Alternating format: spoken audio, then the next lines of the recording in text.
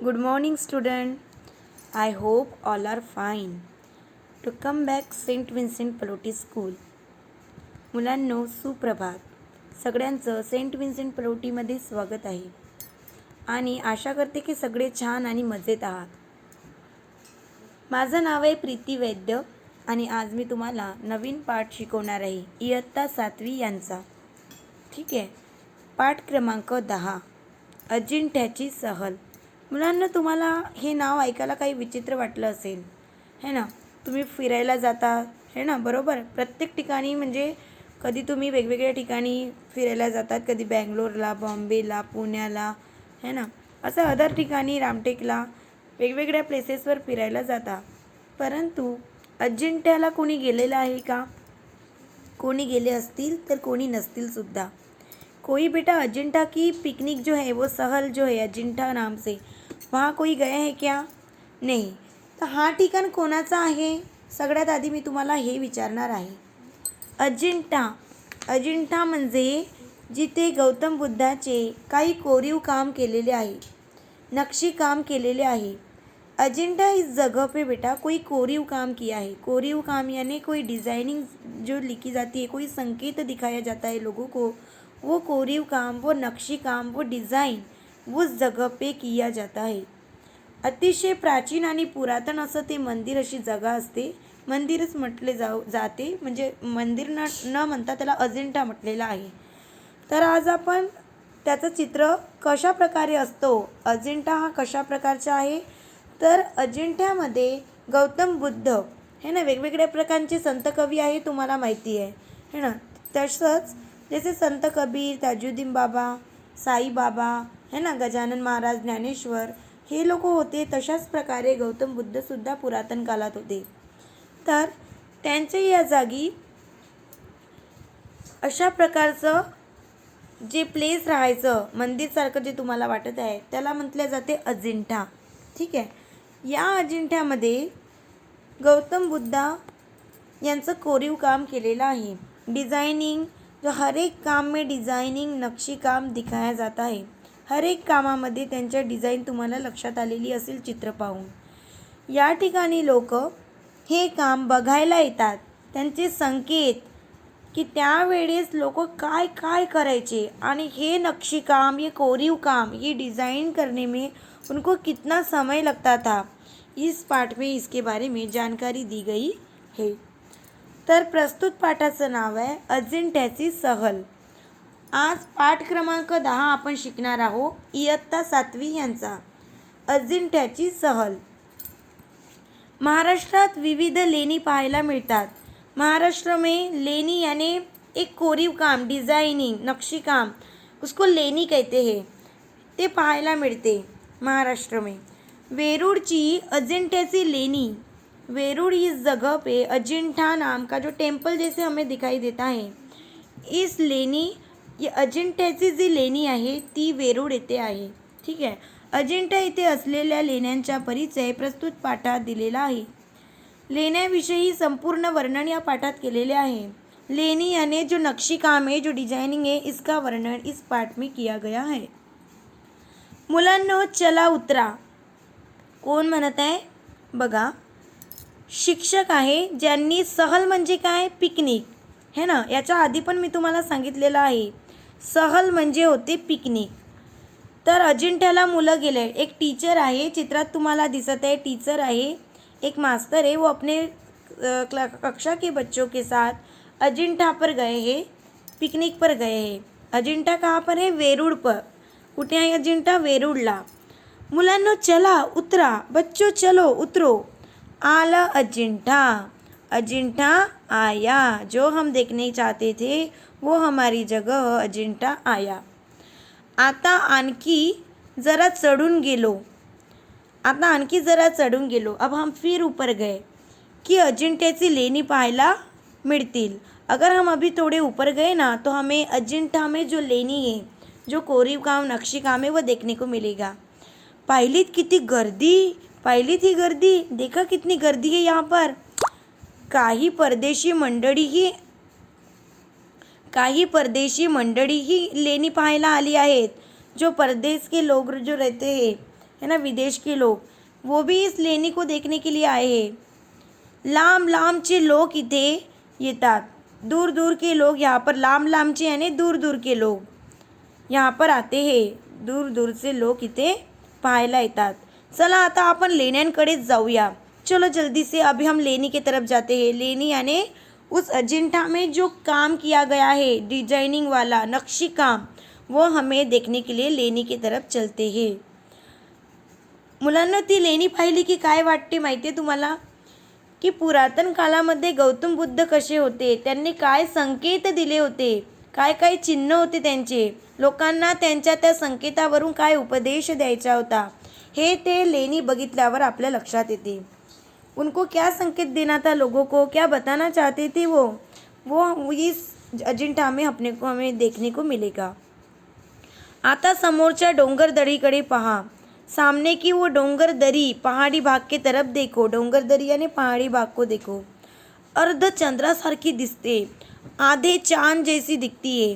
वो जो पहाड़ी भाग है वो कैसे दिख रहा बोलते, आधा चंद्रमा, अर्ध्या चंद्रासारखी दिसते नाही, दिसते नाही। पूछ रहे, या डोंगर दरीच्या पोटात 30 गुंफा आहे और इस पहाड़ी भाग में, इस डोंगरगढ़ दरी में, इस पहाड़ी के अंदर, दरीच्या पोटात, पोट में यानी पेट के अंदर 30 गुफा, कितनी गुफा है, 30 गुफा। गुफा है ना, पता है ना आपको, अंदर अंदर और जाना पड़ता है, उसे कहते हैं हम गुफा। हीच अजिंठ्याची लेणी, और यही बेटा अजिंठा की लेणी आहे। ती पहा, काही लेण्यांची तोंड दिसायला लागली। देखो यहाँ पे कुछ कुछ लेणी का मुंह दिखाई दे रहा है। थांबा, आता आधी थोडीशी माहिती घ्या। रुको भी बच्चों, यहाँ पे थांबा यानी रुको, आधी पहले थोडीशी यानी थोड़ी सी हमें जानकारी लेना है। जानकारी घेऊया, माहिती देतो, माहिती घ्या यानी जानकारी लो, यानी कौन जानकारी दे रहा, शिक्षक, अध्यापक जो है, सर जो है, वो बच्चों को कोई जानकारी दे रहे।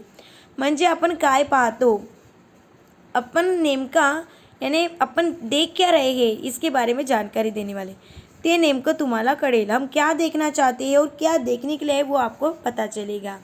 ऐसे उनके प्राध्यापक, उनके जो शिक्षक है, वो बच्चों को बताना चाह रहे। आत शिरलात, आत शिरलात यानी आत में वो लोग घुसे, अंदर चले गए, ठीक है। शिरलात आत यानी अंदर में, शिरले यानी घुस गए।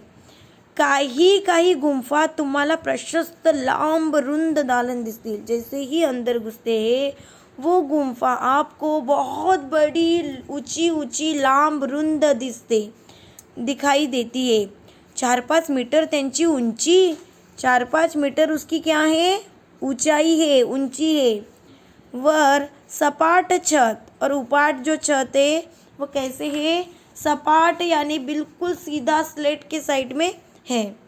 दोन्ही बाजूंच्या भव्य स्तंभ कोरलेले, दोनों बाजू में स्तंभ यानी जो खंबे बोलते हैं हम, बड़े बड़े जाड़े जाड़े जो रहते, बहुत मोटे मोटे जो खंबे रहते हैं, वो वहाँ दिखाई दे रहे।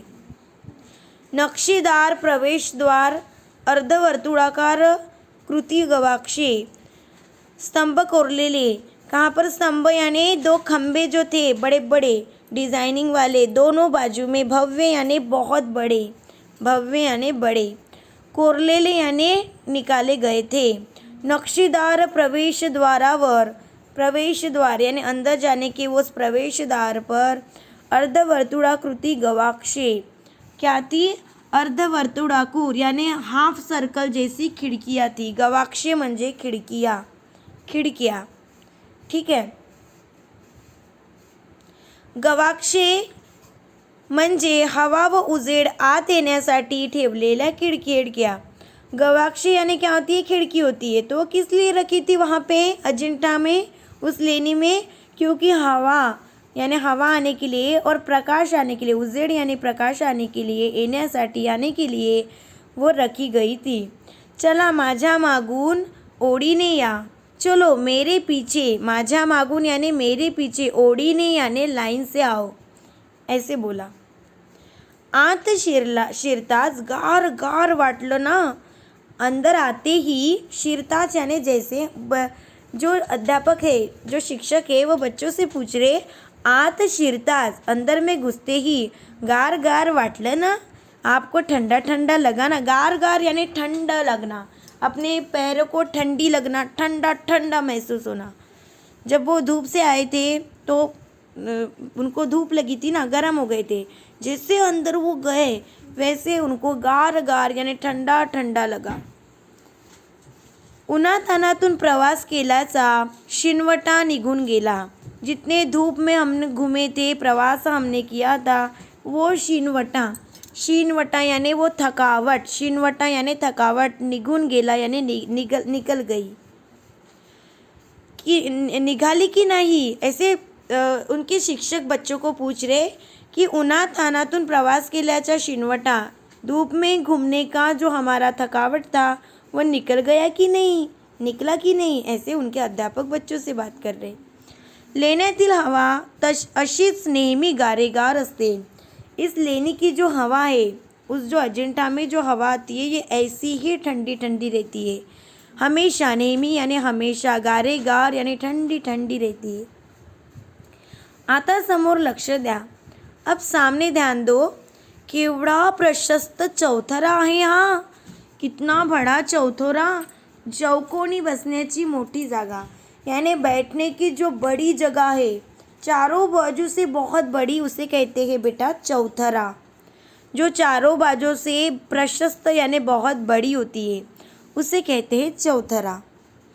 आणि त्यावर कोण बसले आहे सांगा बरं, और वहाँ पर कौन बैठे हैं बताओ बरा, कौन है वहाँ पे बैठे, तथागत, तथागत, तथागत गौतम बुद्ध। कौन बैठे थे वहाँ पे, तथागत गौतम बुद्ध। आपको तस्वीर दिखाई दे रही गौतम बुद्ध की, पहा, पद्मासनातील बैठक, डोळे अर्धवट मिटलेल्या कमळासारखे। पद्मासनातील बैठक, जैसे पद्मासन पर बैठे हैं ऐसे बैठक उनकी है। डोळे अर्धवट मिटलेले, आधे डोले उनके मिटे हुए यानी आधे डोले आधे आँखों को उन्होंने बंद किया है। ऐसे कमल के जैसे बैठे हैं, कमळासारखे यानी कमल के जैसे। आणि नजर नाकाच्या शेंड्यावर, और ऐसी आँखें उन्होंने बंद करी है कि जैसे कि वो अपने नाक के शेंडे की तरफ देख रहे।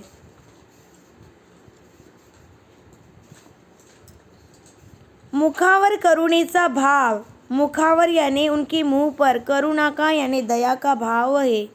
कानांच्या पाड्या लोंबड़त्या, उनकी कान जो है वो नीचे लोंब रही है, ऐसे उनका चित्र दिखाई दे रहा। जवळ जवळ खांद्याला भिडलेल्या, जवळ जवळ खांद्याला भिडलेल्या, जो खांदा होता है ना, शोल्डर, वहाँ पर उनकी जो कान है, उनकी जो कानांच्या पाड्या लोंबल्या आहे, असं कवी ते म्हणत आहे। मस्तकावर यानी फोरहेड हम जिसे कहते हैं, उस मस्तक पर, त्या मस्तकावर यानी ऊपर के भाग पर कुरड्या केसांच्या जटा है ना, जो घुंघरालू बाल होते, कुरडे केस, त्याला म्हणतात कुरडे केस, घुंघरालू बाल। उनकी जटा यानी बाल, जटा यानी बाल है। एवढं लक्षात ठेवलं की तुम्हाला कोठेही गौतम बुद्धांची मूर्ती ओळखता येईल। अगर तुमने इतना भी ध्यान में रखे तो आपको कहीं पे भी गौतम बुद्ध की मूर्ति पहचान में आएगी। इथल्या सगळ्या लेण्याचं नाव नाहीत, यहाँ के सब लेणी को नाम नहीं है, पण 19व्या लेण्याला नाव आहे। लेकिन 19व्या यानी 19 के लेनी जो है उन पर नाम है, ऐसे उनके अध्यापक बता रहे। त्याला म्हणतात गंधकुटी, जो 19 साल की लेणी है, 19व्या सालीची जी लेणी आहे त्याला गंधकुटी म्हणतात। काय म्हणतात, उसे कहते बेटा गंधकुटी। हे लेणे तुम्ही सावकाशीनं पहा, इस लेणी को आप सावकाश यानी आराम से देखो। बराच वेळ लागेल, बहुत समय लगेगा, कारण ते आत बाहेर व सगळीकडे कोरीव कामानं नटलं आहे। क्योंकि वो अंदर आत बाहेर बाहर सगळीकडे सब जगह पर कोरीव काम से नटलं गेलं याने बनाया गया है. त्यांच्या समोर द्वार मंडप आहे. उनके कोरीव काम के सामने क्या है बोलते द्वार मंडप. द्वार या मंडप यानी जो अंदर आने के लिए जो मंडप डाला जाता है उसे कहते हैं द्वार मंडप. खांब सगळे वाटोळे. खांब जो रहते हैं जो खड़े खड़े ऐसे लंबे जो रहते हैं ना खांब यानी जो स्तंभ रहते हैं जो लकड़ी जैसे खांब रहते हैं. वाटोळे यानी जैसे कि ऐसे वाटोळे यानी डिजाइन वाले उसे कहते हैं वाटोळे ऐसे थे. ती पहा बुद्धांची दुसरी मूर्ति. वो देखो बच्चों बुद्ध की दूसरी मूर्ति गौतम बुद्ध की दूसरी मूर्ति भी वहाँ पे थी. खाली नव्हे वर 2 खांबाच्या कमानीत. नीचे नहीं तो ऊपर के 2 खांब के बीच में कमानीत. ठीक है गौतम बुद्धाची मूर्ती होती. बुद्धांनी एक पायघोड अंगरखा घातला आहे. पायघोड अंगरखा याने कसे त्यांनी फोल्ड केले आहे पाय त्याला म्हटलं आहे पायघोड. अंगरखा घातला आहे. त्याच्या चुण्या कशा अगदी स्पष्ट दिसतात. त्यांच्या चुण्या यानी उनके बैठने में जो भी कोई मोड़ीव आई है वो स्पष्ट दिखाई आ रही कि वो कैसे बैठे है.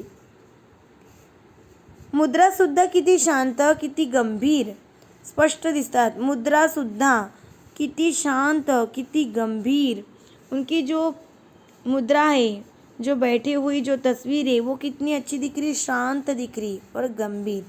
या गंधकुटी लेण्यात अन 16 व 17 या क्रमांकाच्या लेण्यात चित्रांची भरमार आहे. इस गंधकुटी के लेनी में जो वो लेनी थी ना गंधकुटी नाम की उस लेनी में 16 या 17 क्रमांक पर यानी नंबर 16 या 17 नंबर पर लेण्यात इतने चित्र भरमसार है बोलते कि बहुत चित्र है. जिकडे पाहाल तिकडे चित्र जहाँ देखोगे वहाँ पे आपको उनकी चित्र दिखाई देंगे. साधी एक रंगी नव्हे तर बहुरंगी. सिर्फ एक ही रंग की नहीं तो बहुरंग यानी अलग कलरफुल दिखेंगी. रंग तरी कसे तर सौम्य अन टिकाऊ. रंग जो उसमें था वो कैसा था सौम्य सिंपल और टिकाऊ था. त्यातली बहुतेक चित्रे बुद्ध आणि त्यांचा धर्म याविषयीच आहेत. उधर की तो बहुत सारी चित्र ये गौतम बुद्ध और उनके धर्म के बारे में ही थी. बुद्धांच्या अनेक कथा आहेत. गौतम बुद्ध की बहुत सारी कथा कहानी है. त्यांना जातक कथा असे म्हणतात. गौतम बुद्ध की बहुत सारी कथा है उसे हम कहेंगे बेटा जातक कथा. जे भरपूर कथा आहेत त्यांना म्हटले जाते जातक कथा. त्यापैकी कित्येक कथा या लेण्यात चित्रित केल्या आहेत. उनमें से बहुत सारी उनकी कहानी गौतम बुद्ध की बहुत सारी कहानी कथा इस लेनी में चित्रित की गई है लिखी गई है. ही लेणी किती जुनी किती प्राचीन आहेत सांगू. ये लेनी जो है ये कितनी जुनी है कितनी प्राचीन है कितनी पुरातन है पहले की है. सुमारे 2000 वर्षाची. सुमारे 2000 साल की ये लेनी है ऐसे उनके शिक्षक उनको बता रहे. आपण ही सगळी लेणी 3-4 तासात पाहून मोकळे होतो. हम लोग बेटा इस लेनी को 3-4 घंटे में देखकर दूर हो जाते हैं है ना. 3-4 घंटे में ये लेनी को हम देख लेते हैं और अपनी छुटकारा पा लेते हैं ना दूर हो जाते चले जाते हैं. पण लेकिन ती सगळी कोरायला किती वर्षे लागली आहे ठाऊक आहे का तुम्हाला. लेकिन ये लेनी को बनाने में ये सारा काम करने के लिए कितने साल लगे ठाऊक आहे. ठाऊक यानी पता है क्या आपको. सुमारे 800. कितने साल लगे 800 साल. कम हो गए क्या 800 साल. आदमी तो सिर्फ 100 साल ही जीता है. 100 साल भी मुश्किल है ना. 800 साल सुमारे 800 एवढे वर्ष हे कोरीव काम करायला लागले. एकूण छाती धड़पली अपने छाती को धकधक हो गया ना. अशी अनेक आश्चर्य आपल्या भारतात आहे. ऐसी बहुत सारी चीज़ें हैं कोरीव काम और इतनी ऐसी लेनी जो बहुत सारे ऐसे प्राचीन लोगों की जो संकेत है, चित्र है, जो हमें हर एक मंदिर में या उनके प्लेसेस पर दिखाई देती है। तुम्ही मोठेपणी ती पहा। जब आप बड़े होंगे ना, वैसे ऐसे महान लोगों के हर एक जगह के स्थल को देखो। आपल्या या वारशाचे जतन करा। हम जिस देश में रहते हैं और हमारे प्राचीन लोग जो हमारे संत कवि थे, उन्होंने क्या क्या हमें जानकारी दी, कौन से संकेत दिए, कौन से चित्र दिखाए और उससे हम मानवताओं में कौन सा भाव व्यक्त करना चाहते थे, इस सारी जानकारी आप उनके प्लेसेस में जाकर एक विजिट दो, ऐसे उनके अध्यापक ने बच्चों से कहा। आणि आपल्या वारसाचे जतन करा। आपण भारत देशाचे आहोत, तर त्या वारसा आपण तो जतन केला पाहिजे। जो हमारी प्राचीन संस्कृति है, उसको हमें जतन करना चाहिए, ऐसे वो अध्यापकों ने बच्चों को बताया। तो इस प्रस्तुत पाठ को महादेव शास्त्री जोशी यांनी लिहिला है। इस पाठ को महादेव शास्त्री जोशी इन्होंने लिखा है। तो बच्चों, मैं आशा करती हूँ कि सारे बच्चों को ये पाठ समझ में आ गया होगा। और जिसको कोई डाउट है तो बेटा ये डाउट सेशन में आप जो भी कोई प्रॉब्लम है आपको